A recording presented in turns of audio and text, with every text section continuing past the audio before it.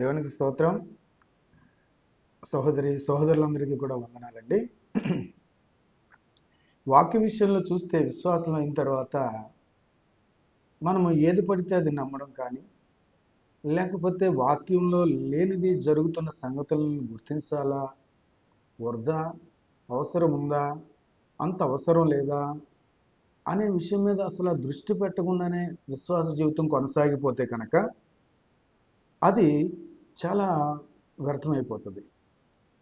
ఇక్కడ వాక్యాన్ని మార్చకూడదు. వాక్యం ఏమైతే ఉన్నదో అక్షరాల ఆ వాక్యాన్ని అట్లాగే మీరు బోధించాలి, అట్లాగనే స్వీకరించాలి, అట్లాగనే మీరు ఫాలో అవ్వాలి. వాక్యాన్ని ఫాలో అవ్వకుండా ఎన్ని చేసినా ప్రయోజనం లేదు. ఈ 40 రోజులు లెంట్ అంటూ ఈ 40 డేస్ కూడా పొద్దున్న సాయంత్రం మధ్యాహ్నం ప్రార్థనలకు అటెండ్ అయిపోయి అక్కడ అంత పరిచర్య చేసి, లేకపోతే గ్లాసులు కడిగి, గిన్నెలు కడిగి, వంటలు వండి, టిఫిన్లు రెడీ చేసి ఎంత పరిచర్య చేసినా అది పరిచర్య అవుతుంది, సహాయకంగా ఉన్నదే స్థితి అవుతుంది తప్ప రాజ్యాన్ని తెచ్చుకునేంత స్థితి ఏదైనా ఉందంటే వాక్యం. అందువల్ల ఆ వాక్యాన్ని మార్చవద్దు, ఈ వాక్యాన్ని మార్చి బోధించవద్దు, ఆ వాక్యాన్ని అవలంబించాలి ఖచ్చితంగా అని చెప్తున్నారు. గలతీయులకు రాసిన పత్రికలో ఒక మాట ఉంటుంది. 1వ అధ్యాయంలో ఏమంటారంటే పౌలు గారు మాటలు చెప్తారు.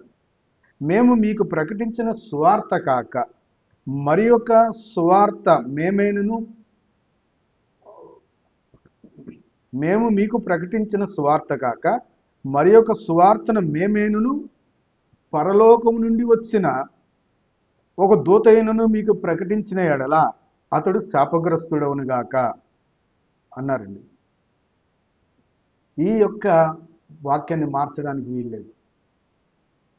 మేము ప్రకటించిన సువార్త కాక మరి ఒకటి ఏదైనా తీసుకుని వస్తే ఈ నియమాల్లోకి, దేవుని యొక్క నియమాల్లోకి, అతడు శాపగ్రస్తుడు అవుతాడు, ఎవరు మార్చడానికి వీల్లేదు అని చెప్తూ ఉంటారు.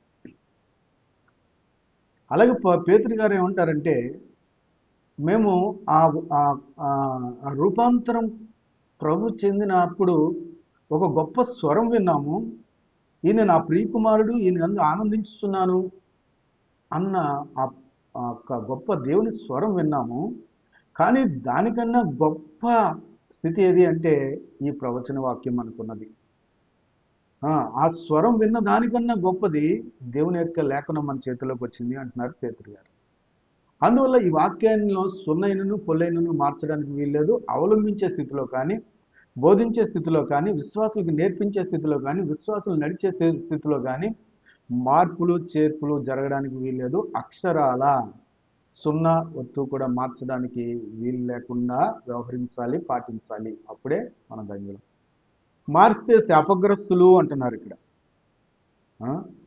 అందుకని చాలామంది ఇప్పుడు అందుకంటారు 10వ వచనంలో, ఇప్పుడు నేను మనుషుల దయను సంపాదించుకుని చూస్తున్నాను, దేవుని దయను సంపాదించుకుని చూస్తున్నానా? నేను మనుషులను సంతోష పెట్టగోరుచున్నానా? నేను ఎప్పటికీ మనుషులను సంతోషపెట్టే వాడిని కాకుండా ఉంటాను. మనుషులను సంతోషపెట్టేవాడిని అయితే క్రీస్తుకు దాసుడిని కాకపోతాను అంటారు. అందుకని మనుషులను సంతోషపెట్టాలని ఏవేవో నియమాలు కనుక సమాజంలోకి తీసుకొని వస్తే ఖచ్చితంగా శాపగ్రస్తులు అని దేవుని లేఖనం సెలవిస్తుంది. కనుక మనం బోధించేవారమైనా, విశ్వసించేవారైనా మనం చక్కగా లేఖనాన్ని అనుసరించడంలో మనసు పెట్టడం అనేది చాలా ప్రాముఖ్యమైన సంగతిగా మరొకసారి గుర్తుకు తెచ్చుకుందాం. అలా నడుచుకోవడానికి దేవుడు కృప చూపించారు కనుక దేవుడి మాటలు